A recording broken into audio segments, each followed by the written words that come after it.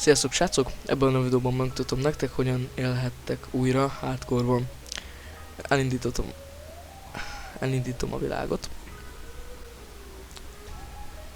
Nos, le is generálta a világot, itt vannak lovak, stb. Én hát most megmutatom, hogyan halhattok meg. Ott van is egy lávatenger, úgyhogy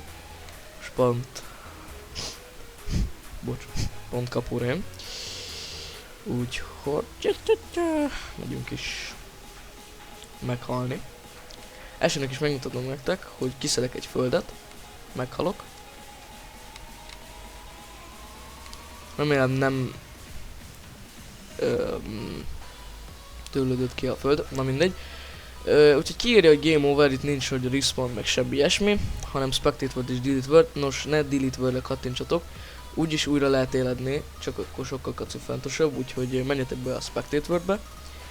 Aztán lag, csöpetnyilag, escape, open to LAN, allow cheats, és akkor elindítjátok a LAN világot, és akkor beírjátok a T-t, megnyomjátok a chatet, előveszitek, és per game mode 0. Nem tudom, miért laggolok ennyire, még a csánkokat betölti valószínűleg. Igazából igen, survival-be vagytok, arra van a láva.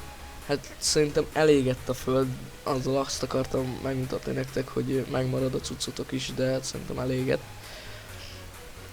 Úgyhogy igen, hát ja, elégett. Viszont megmarad a cuccotok is. Úgyhogy remélem segíthettem ezzel.